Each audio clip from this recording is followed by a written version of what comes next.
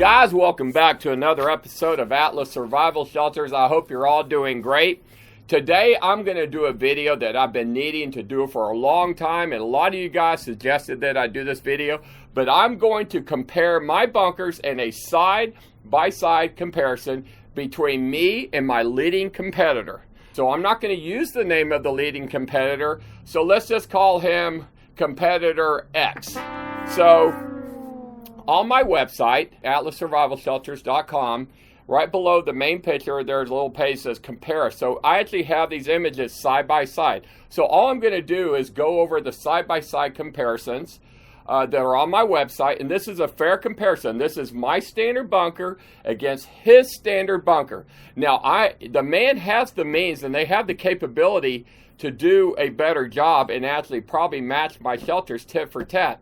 They don't do it. I honestly haven't seen a single thing that these people do on their shelters that I would want to adapt to my bunkers. In my opinion, it looks like a lot of things have been cut to save money because I wouldn't do anything that these people do. But I'm going to be fair about this. So let's take a look at it here. In item 1, I show my bunker and their bunker. Now notice the staircase on their bunker. Notice how it goes straight down, and at the bottom of that bunker, there's a door that opens inside to the bunker. Now when you go in my bunker, as shown here, you actually come down a set of stairs at a 35-degree angle instead of a 45-degree angle that they had. You come to the bottom, you take a hard left, or a hard right if you wanted, but here you take a hard left and you have a gas-tight door. You go through that door and there's another gas-tight door, and that room between the two gas-tight doors is called the decontamination room or the mud room. Now this is a properly engineered fallout shelter. This is why I do it. I don't know why they do what they do their way, but it is identical to the way I make tornado shelters. So if I did what they did, I would be saying this is just a tornado shelter with a tornado hatch and a homemade air system with like 5.5, 6 pounds of carbon in it and a HEPA filter. That's what they have. So my shelter has the 90-degree turn. Theirs has a straight turn. Why do I do that? Well, the 90-degree turn attenuates the gamma radiation. And why do you do that? Well, because radiation's bad for you. That's what kills you. It's the amount of REMs that your body absorbs is what determines if you get cancer and dies. So I am doing my shelters by the engineering book. So item number 2, okay, is the NBC air filtration system. Now, I buy my air systems from companies that have been doing it for 50 years. My main air system is from a company called Andair out of Switzerland. So the air system I use in most all my bunkers is the Andair VA150 that moves 176 cubic feet of air a minute, and the decibel level is between 45 and 50 decibels. So you hear how quiet it is here? You can hear how quiet it is, and oh yeah, it's blowing. But that's all the noise the air system makes. Okay, it's very quiet, isn't it? Now their air system, they are making it themselves. It's made out of plastic, where mine was made out of steel. Mine also, by the way, has 60 pounds of carbon in it, where theirs has less than 6. So I have 10 times more carbon. But basically, their air system is made out of plastic. It goes straight up to the ceiling of the bunker, and straight up to there is a PVC air pipe. So if you wanted to smoke them out of the bunker, you would just walk up to the PVC air pipe, give it a karate chop, and break the plastic and look down inside and say, "Hello guys," and pour in some gas or water. I don't know why they do that, but that's how they do it. You know, you guys, when you get a bunker, you want it to be somewhat protected from looters and marauders. And that's how I think. So maybe they don't think like that. But anyway, I'm just showing you how they do it standard and how I do it standard. I try to make mine as much as a tough bunker to get in as possible. Other things about my air system. Mine has a manual crank. So if you lose power, you can operate it with one hand, just like this lady's doing here. See that? Yeah. It's easy. Totally. Oh yeah, it almost makes itself go, for sure. Yeah, so this is the easiest air system in the world to operate. That's why I use it in all my bunkers, because you don't know when a 6-year-old's going to have to do it. Exactly. Okay, and theirs has no manual crank. So if you lose the DC power, you are completely SOL. But you can add a little bellow on top, and you can sit there and do this the whole time and try to stay alive. So I don't know how many pull-ups you could do to stay alive, but I could probably do about 4 or 5, and then kaput for me. But anyway, but that's how they do it. I don't understand why, because nobody else is really doing that. Now, their air system is kind of a knockoff from a company that makes them in Oregon. Difference is the company in Oregon is a good company. They make AC, DC, and they also have them with a manual crank. So these people, they allegedly took their air system, broke it down, figured out how to do the HEPA filter and something, and they said, let's make their own. Now, their former employee, Brad Robertson, told me that their air system only cost about $400 to make. So they're saving a lot of money by doing it themselves. It might cost a little bit more than that, but not much more. Where my air system is about $7,000 to $8,000. But it's a real air system that's moving 3 times the amount of air, 176 cubic feet to 60 cubic feet, 60 pounds of carbon to 6 pounds of carbon. So it's a better air system.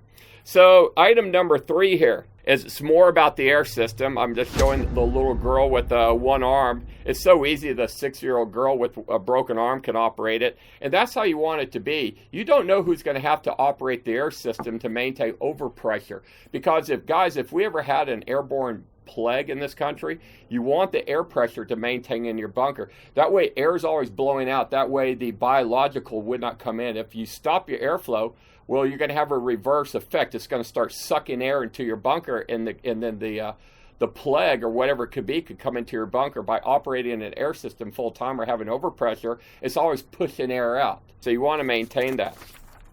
So the next item number 4, and keep in mind, guys, like I said, all these items are on my website on the front page. So if you miss anything here, you want to slow down and look at it, you can. I am actually showing our standard air intake manifold. The manifold is 6 inches in diameter, so I'm bringing in 50% more air than the other people. The air system that these other people use originally is designed for a mobile military unit. So in the military, they have these big box trucks, and they're square. It's kind of like a mobile command center. So if they ever are in an affected area that has nuclear fallout or whatever, they have this air system inside. So this air system originally was developed for mobile units, okay, which are half the size of my office here, by the way. So they're not made for a lot of cubic feet of air, but they're designed to get you out of the infected air and maybe give you 24 hours of time in the shelter. The air systems I'm putting in the bunkers, man, these guys are made for like 18 months after a nuclear effect. They are long term. So you're not going to have to need to change a filter. They'll come back and say, well, in ours, you can change the filter. Well, you're going to have to after a few days. Where mine, 18 months is the lifespan of it. So, by then you'll be out of your bunker doing your own thing. And if you have to move it, you take it and throw it away. But the thing weighs like 80 pounds. It's super heavy. But it's military grade. And when I visited Switzerland and I went into the bunkers over there, every single military bunker had the same air system that I put in your bunker. Okay? So if it's good enough for our military, the U.S. military, the Swiss military, and about another 50 other militaries, it's good enough for you guys as well. So item number 5 here is what's called the overpressure blast valve. The overpressure blast valve is when a blast goes off, the valve shuts. Well, my blast valve, you can actually manually walk up and pull onto it. Okay, it's easy to operate. Their blast valve, and by the way, take a look at this picture. This one is 8 months old, and it's already all rusted. Now, keep in mind, they make it themselves, I guess, to save money. But look how it looks after 8 months. There's no way to manually, well, I think they do have a little valve on there. I guess you can shut it off. I don't know. I've only seen a couple of them, and, nothing great. But like I said, I buy my air systems, I buy my overpressure blast valves from companies in Switzerland and in Israel that do nothing but this for a living. And they are giant companies. I'm talking they get hundreds of millions of dollars a year in government contracts. So I'm going to the best resources I can. All right, so item number 6, I'm showing my hatch. Now, my hatch is a bulletproof hatch, as you can see here. Their hatch, as you can see here, you got a girl jumping up on down on it, and it's just springing like it's nothing. It's made out of thin sheet metal. So this is, I guess, a tornado shelter hatch, but it's actually a roofing hatch. This hatch, I'm going to guess, is 16 gauge steel maybe, so you could shoot through it with anything. I think a 22 might bounce off of it, maybe a 22, but any rifle's going to go right through it. You could put an axe through it, I know that. But my hatch is made out of 3/8 AR 500 bulletproof steel. It will stop anything except a 50 cal at point blank range. Now, if we go to AR 550, we can stop that too. And you can upgrade your hatches to even 1/2 inch 500, and that will stop the 50 cals, guys. So anyway, another thing, my hatches are buried in concrete, okay? Their hatches are just left on the surface and they just put dirt around them. Guys, I don't know why they do this, okay? I mean, this isn't even a fair comparison fight. But you know what? I haven't said nothing. I've kept my mouth shut about these people because I'm just a good person. But, you know, I've been dealing with some issues with them, and I thought, you know what? People have been asking me to put out a video to compare apples to oranges, them being oranges, me being apples, and I'm doing it. So you guys decide which bunker you think is better. If you think their bunker's better, I would suggest you buy a bunker from these people. If you think my bunker's better, you should buy it from me. And I know my bunker's better. It's not even a fair, close fight. I just don't get why people have bought this bunker, but I understand great marketing, great websites, and not even knowing who Atlas Survival Shelters is what has sold bunkers for these people. So item number 7, it shows my hatch where you have this big, giant stainless steel lock. It is protected by this metal housing. So you're not going to torch through it because you can't torch through stainless steel. You're not going to shoot through it. You're not going to grind through it because it's too thick, and it's protected by our AR 500 bulletproof housing, where their hatch, as you see here, is basically a screen door latch handle, and it's got a place put on a little hasp block. So you could probably pull the lock off easier than you could shoot through the lock, but that's all that's protected you from marauders or people out hunting, finding the bunker and breaking into it.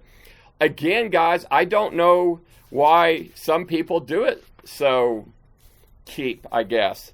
Okay, so item number 8. Now this is talking about my round culvert shelter. Item number 8, I have under the floor storage, and it is incredible, guys.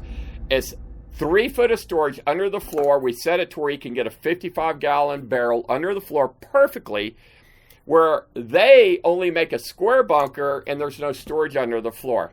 But guess what, guys? I make the same bunker as they do, except I actually can add 2 foot of storage under the floor. I don't know why they haven't been doing it. They have the means to do that. I don't know why they're not doing it. Maybe they have in the past, but they don't show it on their website. Okay?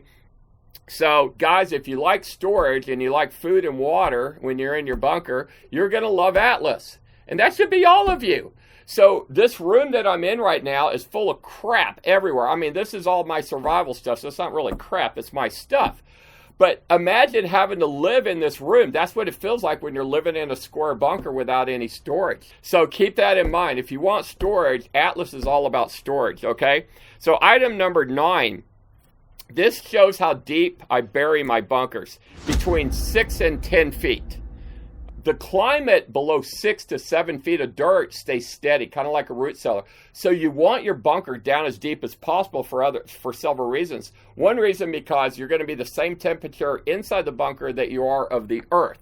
The other thing is you want as much dirt between you and the surface to protect you from gamma radiation. Now, the rule of thumb is you need 2 foot of concrete or 3 foot of earth to protect you from 99% of the gamma radiation.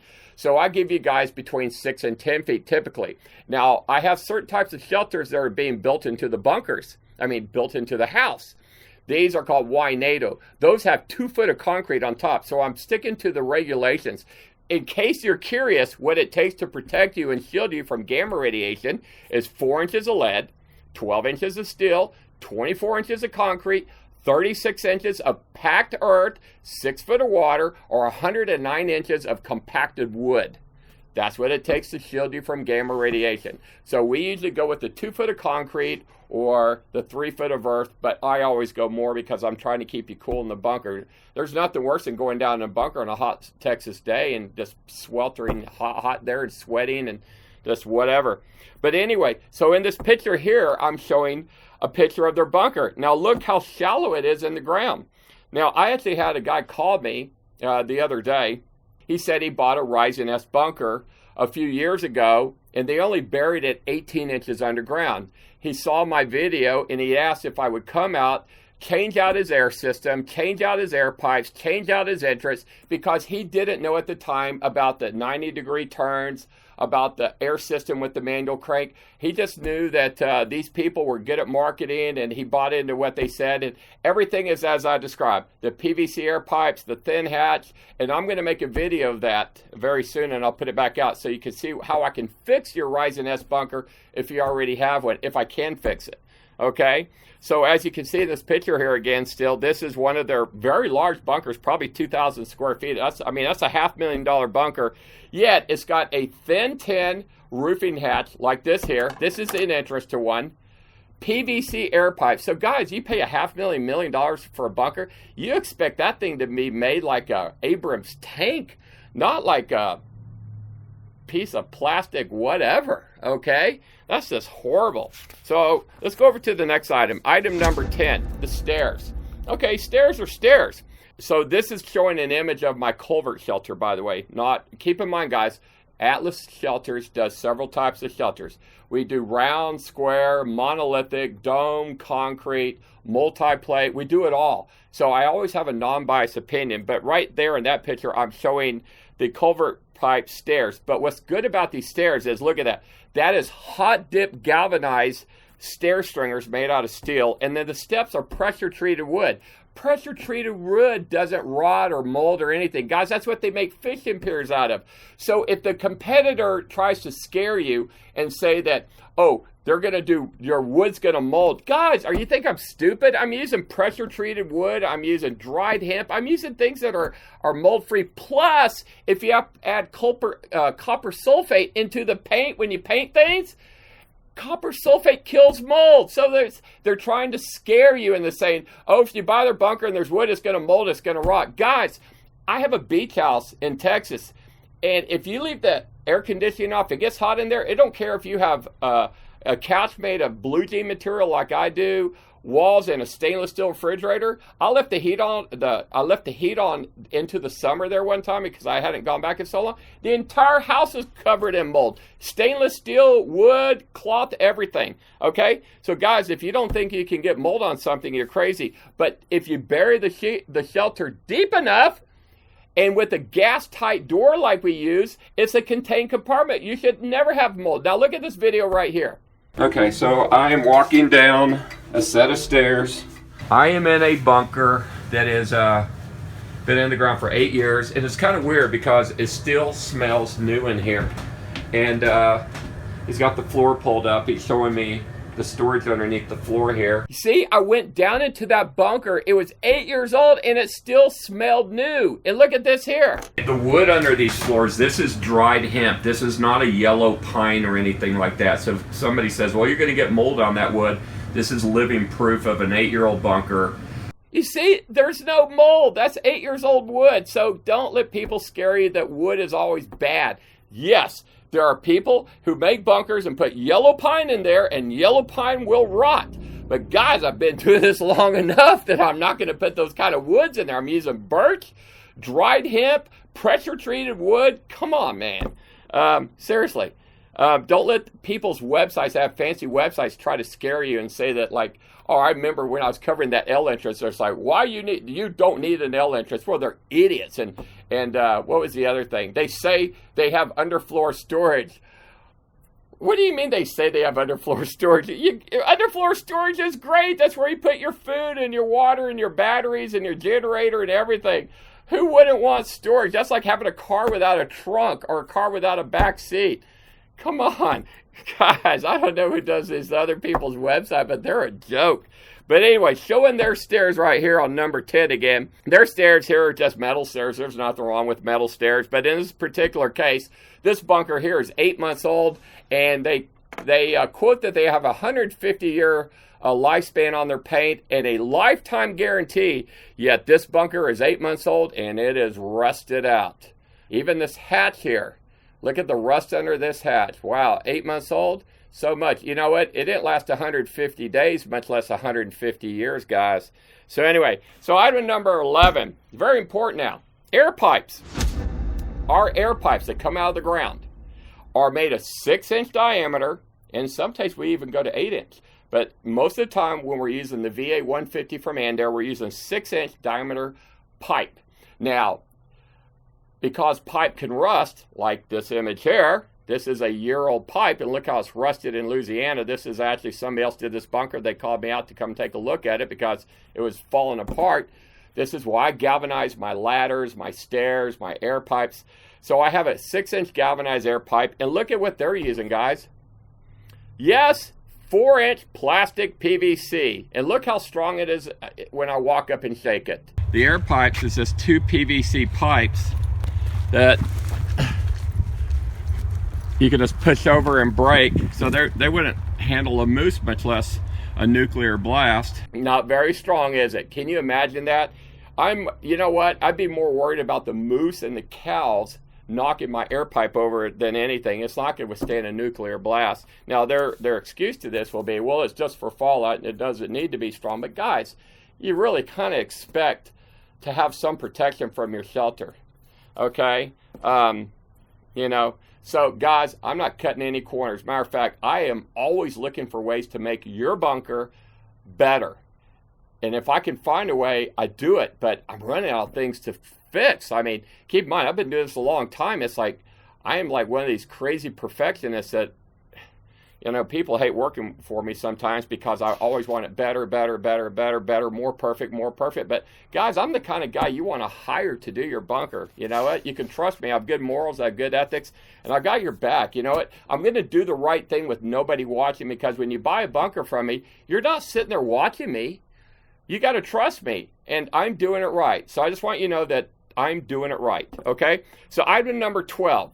The doors. This is the door at the bottom of the stairs. Now, when you get to the bottom of my stairs, you kind of have a landing area, okay, where you can decontaminate and shower.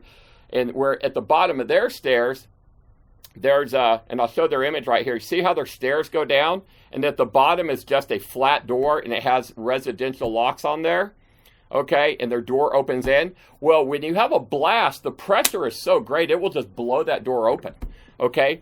My door, let's go back to my door here. My door looks like something on a submarine, a nuclear submarine or a ship, because it is. And these are expensive doors. There's 6 dogs. And that's what makes this door so good, is because it locks down so well.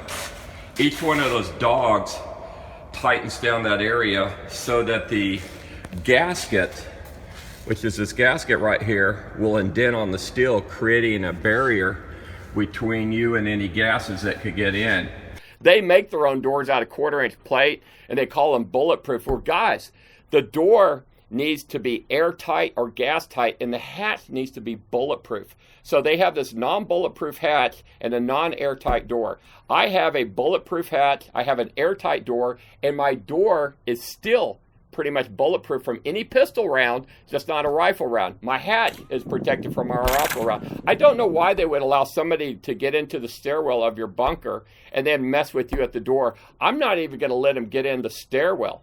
Okay, so if you want a gas-tight shelter with a gas-tight door, Atlas Survival Shelters is the company you want to use. If you want a shelter with a non-gas-tight door and a non-bulletproof hatch, Competitor X is the company you want to use. Okay, so I'll leave that up to you. So item number 13, interiors.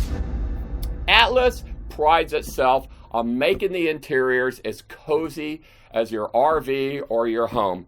We like to use laminated oak floors. We like to paint the walls. We like to paint the furniture. We like to make it feel like a home, like a second home away from home, or a cabin or whatever, something you can live in. Now let's look at Competitor X. Looks like the county jail to me. Okay, kind of ironic, you know, based on some of the history there, but kind of looks like a county jail to me. And they pride themselves on making their bunkers look like jail cells. Now, guys, I can make the exact same bunker, and I actually do sometimes. But this is their standard. For me, it's the exception, okay? So if you want a bunker that's plain like that, I'll be glad to do it. There's nothing wrong with the interior of their bunker, okay? It's just there's a mental thing. When you're in a bunker, you want to feel normal. And if you don't feel normal, you go stir crazy. I spent 11 days in a bunker, and I'm telling you, the first thing that I went crazy without was doors. When you're down in a bunker, you want some privacy. When you're going to the bathroom, closing the door and having that me time in the bathroom stall, it was so important. Okay? So doors and feeling normal down there. So if you have to spend, say, 2 weeks down there or even 30 days in the bunker, you want it to feel as normal as possible. Plus, guys, if you're going to be using this bunker as a getaway cabin or a resort, whatever, you want it to feel like a home. So I pride myself on making my interiors as nice as possible, but I'll do whatever you want, including making it just a plain shell where you can build it out yourself. So either way, so that was number 13. And keep in mind, guys, all these things are on my website. Again, I know I'm repeating myself, but if you miss any of this and you just want to sit there and look at it, go on the website and it says compare Atlas, and you can actually look at all these items. So I'm just showing you what's on my website. So number 14 is more of the interiors. This picture here, look how beautiful I made this bunker on the inside. Does that even look like a bunker to you guys?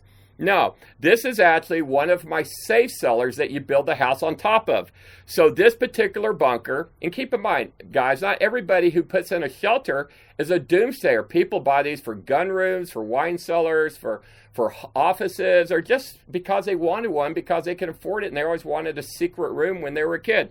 But you see how beautiful I can make this interior? This particular bunker has a fireplace, it has a wine cabinet, it's got a couch, it's flat screen TV, it's got a beautiful kitchen.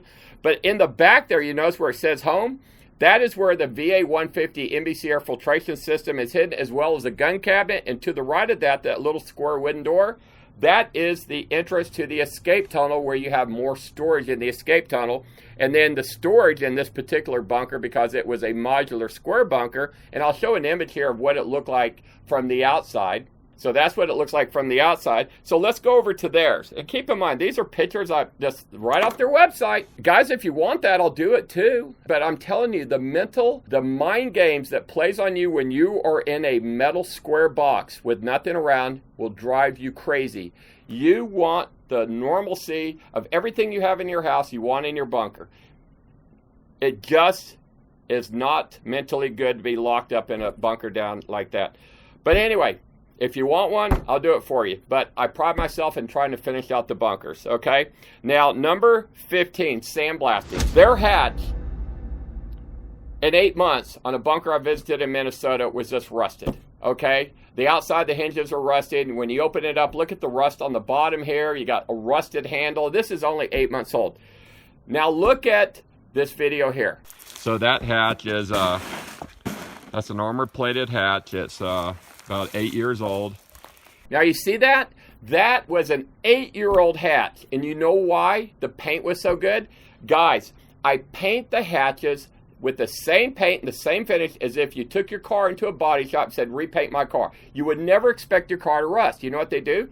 They sand it down, but in my case, I sandblast it. That way Bondo will stick to it. In places, we're not using Bondo on the hatch, but they sandblast it so Bondo will stick. But we sandblast it, we use an automotive primer, and we use an automotive paint. So the same paint that is on my hatch is the same paint that's on your car that you're driving. And you don't ever expect your car to rust, do you? But allegedly, they do not sandblast. I've never seen it, never heard of it. They just put a coating on the outside. They claim it's got a 150-year lifespan. And another thing, on their website, I saw they claimed that, well, we use paints that could cause cancer, and then our galvanized is poisonous when it gets hot. Let me answer that now. That is like deception to try to scare you from buying a culvert shelter. When you weld galvanize, it does put off a poisonous gas. Only when you're welding it, not when you're in it. This is why. Just look at this picture here. This is a military bunker from 1960, a Titan II missile silo. The military only uses galvanized culvert pipe. Guys, I don't know why these guys, you know what, it threatens them. So anything that they don't like, anything they don't make, and they only make, as far as I know, a square box. They have the means to make anything, but they only make these square boxes. They put it down on their website. They put out this, know the truth, why this is bad, why concrete's bad, why multifamily's bad, why culvert's bad, why everything's bad that they don't like. I'm not going to even show their images here, but trust me, they put down everything to try to intimidate people to do that. So be careful of those people. They got kind of a bad rap for doing that. So over here in their picture, I just put they don't sandblast because I haven't seen any today. So allegedly, as I said, I've never seen them sandblast. They've never claimed it. Let me make another point about the sandblasting. Without the sandblasting, the coating on the exterior does not adhere to the metal. There's a thing called mill scale on all metals that's kind of like, it's like a film. And then it will come off. And when it comes off, it pulls off the paint. This is why sandblasting is so important. You will not find a single tank manufacturer that puts gasoline tanks in the ground that does not sandblast them first before they put on that coating. Okay? So I adhere to all the specifications recommended by the paint suppliers to sandblast your materials before you coat it. As far as I know, I have not heard or seen of them doing that. So number 16 is very important, okay? This is the stairs or the entrance into the shelter. Now look at this entrance, and you see how steep it is going down. Now look at mine. Theirs is pretty much, I believe, at a 45-degree angle. Mine's at a 35-degree angle. So what does that mean to you? Mine is basically at the same angle as the stairs of a house that you would live in, okay?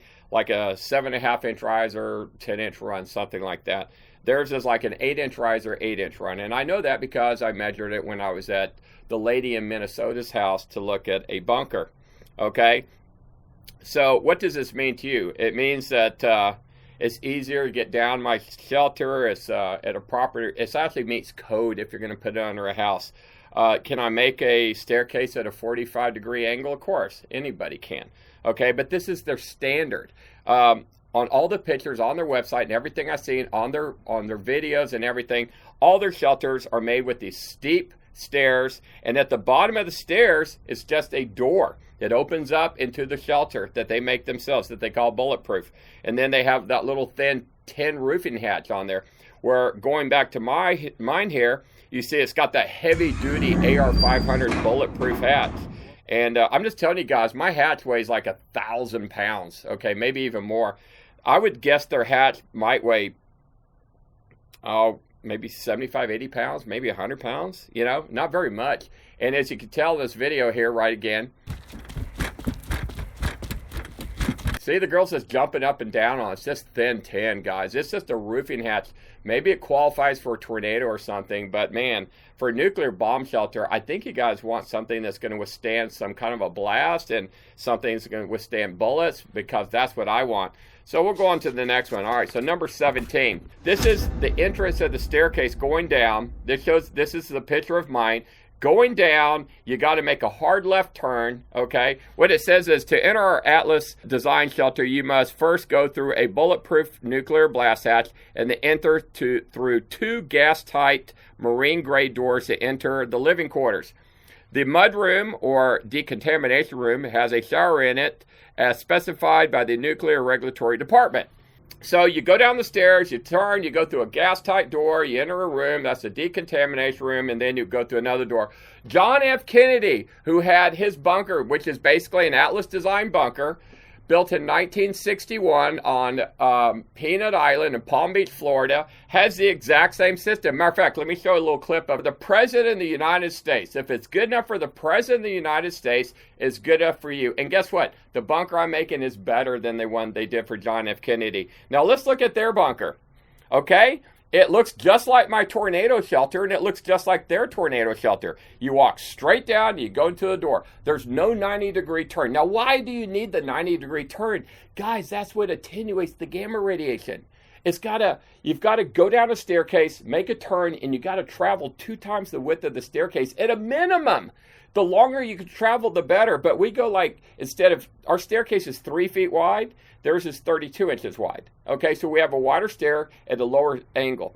You go down their stairs and there's nothing. You go down our stairs, you got to turn, that attenuates the gamma radiation. You go through the door, you go through a shower, you decontaminate, you go into the bunker, you leave your clothes out into the outside the second door at the bottom of the stairs, and you go into the bunker. This is proper way to do it, guys.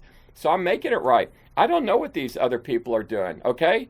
But I think they're blowing smoke up your brewery, and whatever they tell you, just, I don't know, man. But I mean, they've talked a lot of people into buying them because They have marketed, they've advertised, created this great website. So most of you guys have never even heard of Atlas Survival Shelters, but now you're going to know the difference. So to do it right, guys, you always got to have that 90-degree turn. Is it better than nothing what they do? Yes, better than nothing. Is it right? It's not right according to the Nuclear Regulatory Department. They always say you must have an L turn at the bottom of the stairs. Guys, Google it. You'll find out for yourself. Okay, so item number 18. This is another angle. This is basically a bird's eye view of the same thing I just talked about. Showing my staircase, the hatch on the surface, going down the stairs, making a left-hand turn, going through a gas-tight door, going in there, and you can see there's a shower head right there. You shower, you decontaminate, you throw your clothes into the stairwell, or you put them in a hefty bag, you leave them out there, and then you go through the other gas-tight door and you're into the bunker. Okay? And then here's their image. It's just the same tornado shelter walking down the stairs and walking right into the bunker. So you're going to track everything into the bunker and you're going to contaminate the bunker.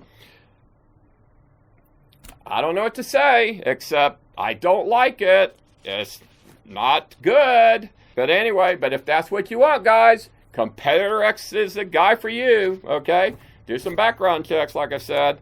Okay, so item number 19. I'm going to talk about our air pipe system. Now, in the Atlas shelters, when we use the VA 150 air system, the air pipe that comes out of the shelter is made of 6-inch steel. It comes up and it goes like this, okay? It actually goes downhill, and then it has a candy cane pipe over here. So the way it works is the air comes in through the candy cane pipe, then it travels uphill, makes a 90-degree turn, goes down, makes another 90-degree turn, and goes into the bunker. So it makes 5 90-degree turns to attenuate gamma radiation. Also, by having the air intake over here, if somebody came up and poured gasoline into it, guess what happens? It goes into the ground, so you can't flood them out. But let's go to competitor X's over here. They just have an air system with an air pipe that comes straight out, straight through the bunker, right through the roof, just right here. Look at that. So if you just want to get somebody out of competitor X's bunker, unless they divert the air pipes, which I haven't seen them do it, they're just running them straight up out of the ground. So after their bunker is in the ground, there's PVC air pipes sticking up all over the place, okay? All you got to do is walk up, twist off the 90-degree elbow, look down inside it, say, give me gasoline, pouring gasoline or pouring water, throwing a match, whatever. Woof! They're out of their bunker and they're done. I'm trying to make your bunkers as tamper-proof as possible, guys, but always keep in mind, there's not a bunker on earth that man can make that a man with enough equipment and enough time could not break into if you gave him the time. But I'm trying to make these bunkers strong enough to where some guys just comes roaming along that you would be able to defend yourself, okay? He wouldn't be able to shoot through the hatch. He wouldn't be able to break in the hatch. He's not going to be able to break off the air pipes and pouring gas. And if he did, it would go straight in the ground. I'm doing the best job I can for you guys. Now, keep in mind, I said this before, the Army Corps of Engineers and their engineers came here and worked with me on designs because my shelters are specified for the United States Air Force, okay? So I had a little help in the design and engineering, but guess what? I kept the designs and I'm selling them to you guys now. So, and keep in mind, competitor X is using that 4-inch PVC, all right? So, number 20, this is showing 2 of my galvanized steel air pipes in the backyard of a house in Arizona, and notice the rock yard afterwards. We try to make the job site look clean after we leave, okay? And then here is competitor X, 2 PVC air pipes and a bunch of plastic and a mess and other PVC air pipes sticking out of the ground. So, guys, let me put them up side by side. Which one is the dream bunker for you? Us or competitor X? Come on, guys, let's get real. This almost isn't a fair fight, okay? And it is a fight. It's a competition. But I look at it as a competition. They probably look at it as really as a fight. But anyway, I'm just showing you apples to oranges. I can't imagine anybody in the right mind would buy a shelter from these people. I don't know how they could give away a shelter unless it was a tornado shelter. But their nuclear fallout shelters, if I was grading them, it's an F, a big flat F. Okay? They fail in my book. Maybe they pass in their book, but you know what? They're very talented salespeople there. They have a great website. And the manager over there, I'm telling you guys, he is the best salesman I've ever seen in my life. He could make probably Charles Manson sound like an angel to you. He is that good at making things bad look good And he's also as talented as making things good look bad. He could probably look at my bunker and say, well, PVC is better than steel. I don't know what planet that is. And who needs a bulletproof hatch when you got a bulletproof door? Guys, you don't want people in the stairwell to your bunker, okay? Especially with theirs, because their door's not gas tight. So it's got smoke underneath there. And if you block the air pipe, you can smoke them out and kill them. Man, I'm not going to even let you people in, or the marauders into my bunker. So not much of a comparison there. Guys, keep in mind, I said it before, all these things are on my website. On the homepage, there's a little thing that says compare us. It says compare Atlas to the competition. Okay, so number 21, it just talks about our owner has 37 years experience. Their owner has 14 years experience. Well, it's been a couple of years, and I actually have 39 years experience, and I guess they have 16 or 17. But guys, I was welding before their guy was even born, okay? I've won 2 NOMAs, which is basically best in world in fabrication categories. Their experience is in excavation and tornado shelters. I used an analogy earlier that you take a car, and if you put numbers on the side, it doesn't make it a race car. It's a car with numbers on the side. Just because you take a tornado shelter and you add a homemade air system in it, doesn't make it a bomb shelter. It just makes it a tornado shelter with an air system. So, you know, it's really the guts and the internal workings of a shelter that makes it good. So, guys, I hope you're learning some stuff, okay? I just don't like what they make, and a lot of people have bought it, and a lot of people are now calling me after seeing my videos and say, guess what? Everything you said in your videos is spot on about them, about what they do, how they are, how they act. You're spot on. And I go, thank you. I appreciate your kind words. And I also thank all you subscribers and followers for your blessings and concern about my safety. Okay? So keep me in your prayers, because I actually worry about these people. So number 22 is I'm showing my stairs again. Guys, my stairs on my culvert shelter is made out of galvanized steel with pressure treated wood, so it won't rot and it won't rust. Their stairs, let me show them here. This is on up in Minnesota. These stairs are 8 months old. They're already rusted. I don't know what happened to their 150-year lifespan on their paint, and I also don't understand what happened to their lifetime warranty on workmanship, because they didn't back it up on this shelter. They did it. They installed it wrong. It rusted. It's just, they just did a bad job on it, and I'm sure they're kicking themselves for not fixing it now. So I'm going to go to number 23, and I'm going to talk about my incredible and the best hatches on the market today. Nobody makes a better hatch than me. My hatch is a military-tested and approved nuclear blast hatch. I did not invent this hatch, okay? I'm just being blunt with you. I took the military design and I made some improvements on it and created my own hatch with it, but it's basically 90% the military design. This hatch is designed to withstand a nuclear blast. It's designed to flex and then bounce back up. Okay? So this is a near ground zero blast hatch, where their hatch, as shown here, it's just a tin roofing hatch. Like when you would access the roof of a building, you would have this little thin tin hatch. And they're using this on their bomb shelter. They're using it on their tornado shelters.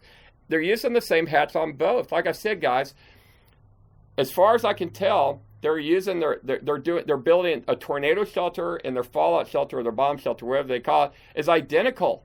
The only difference is they're adding a door at the bottom of the staircase that they call a bulletproof door. Guys, you need to be airtight. You need to be protected against biological and chemical. If you're really thinking about guys coming with guns and shooting at you, instead of the airborne plagues and the biological and the chemical things that can kill you, you know, that's two different mindsets. I'm building a true nuclear, biological, and chemical fallout shelter. They're building a tornado shelter with a bulletproof door, with a homemade air system. And I'm using a military-grade air system with 60 pounds of carbon and 176 cubic feet of air per minute, which would blow dry your hair. They're using an air system with 5.5 pounds or 6 pounds of carbon that blows 60 CFM that's putting out at almost 70 decibels. Mine, you can sleep with it. It's just running, it's quiet, it's refreshing, it will put you to sleep. You can hear how quiet it is, and oh yeah, it's blowing. And their air system is shown here. Turn this baby on. Oh yeah, okay, so you got power vents here. It's just louder than hell. It's just blowing and blowing and blowing. I don't know, man. You know, I apologize to you people that I did not put this video out earlier. Okay, again, I'm so sorry that I didn't do this, but I guess I should have. I feel bad now, but it's just, I feel sleazy, and I apologize if any of you think it's like, why are you lowering yourself? But guys, man, I'm just defending myself. You understand? I've gone through attacks and just dirty marketing for a long time. Remember this article on Competitor X? See, dirty marketing. Guys, who's seen companies have newspaper write articles about them and their dirty marketing? Competitor X has. So anyway, so guys, also my hatch is 36 by 78 inches opening. Their hatch is 32 by 60 inches. So I have a bigger opening. I have a slighter incline on stairs. They have a steeper incline. They have a thin hatch. It's not even a fair comparison. It's like bringing a knife to a gunfight. It really is not a fair comparison. So let's go to the next item, item number 24. This is my hatch. It's covered. It's surrounded with 12 inches of concrete. The hinges are embedded in concrete, so you can't access the hinges. I always suggest that you leave the concrete about 1.5 inches below the surface. That way you can put dirt or gravel around the hatch all the way up to it, and then you can get an artificial rock and put it right on top of it like this image here. And then you can disguise your hatch in the backyard as part of, ornamental, and put plants around it and stuff. And then this is their hatch. And you see their hinge? They put no concrete around the hatch. The hinge is exposed. It's rusting. It's leaking. It's just, this is what they do. Okay? I don't know how they defend it. You know, it's funny, guys. I've had over 1,000 comments on the videos I've done, yet they haven't tried to even defend what they're doing. Because how do you defend bad behavior? I don't know. There's no defense. I'm guessing they, from what I've seen, there's not a single thing that these people do at Competitor X's that I would adopt at Atlas Survival Shelters. Not a single thing. Not from, we use the same 1/4-inch plate for the modular shelters, but I use 3/8 plate for my culvert shelters. I've seen them comments like, it's made with thin material. Well, guys, it's got dirt over it, and when it compacts, it's very strong. But when you get down the stairs, the bulkhead is 3/8 steel. It's 50% heavier than the modular shelter in their modular shelter. Okay, and some of my bunkers are 1/2 inch thick on the 12-foot diameter shelters, 1/2 inch thick bulkheads. So twice as thick as their modular and my modular as well. But the last thing, number 25. This is how I lock down my hatch, and I have 2 of them on the bigger hatches. And then here is their hatch. And watch me operate it. It's just a tornado hatch with a 2-point locking system. See that? That's it. This little thing right here is just protecting you from vandals and looters and marauders. This little 3/8 bar. And then this little skinny hydraulic jack. Now you see that? That is just going left and right, squeaky, squeaky. This is how you lock the roofing hatch. And notice how rusted it is. It's 8 months old, and look how rusted it is. Wow, guys. Lifetime warranty. Man, I hope you, you didn't stand behind on this lady. Matter of fact, she had to sue you. And in return, you sued her for suing you, apparently, or allegedly. And didn't do anything about it. But you know what I did, guys? I flew all the way to Minnesota, and I'm going to fix her shelter for you. Okay? Since you won't do it, I'm going to do it because I'll be the good Samaritan here. But, so guys, this entire video was heartfelt. It's a long time coming. It is a fair comparison between me, what I do standard. I don't do it any other way. This is how I do every bunker. And this is how they do their shelters. And I haven't seen any other pictures on their website or from bunkers I visited on purpose to lead me to think that they do it any other way. They do have the means, they do have welders, and they have the capacity to do it better and do it like I do, but I don't know if they have the will to do it because I haven't seen it yet. So guys, if you're not a subscriber to my channel, make sure you like and subscribe. And as always, guys, if you know somebody looking for a bunker, share this video so they know the difference between me and Competitor X. Now, if you want to know who Competitor X is, just Google bomb shelters. They're going to pop right up right there. And you're going to see these same pictures that I'm showing you or similar pictures on their website, and you can figure out who it is. They do a great job advertising. They always advertise above my name. So if you Google Atlas Survival Shelters, you'll see a pay-per-click of their ad above me. And sometimes they say better than Atlas. Can you guys believe that they would advertise better than Atlas above my name? First of all, they're not better than Atlas, but second of all, they're claiming to be better than Atlas. You can't do those kind of things. You got to prove it. I just proved that I'm better than them. So anyway, guys, as always, I love you coming to my videos, and I'll see you on the next one.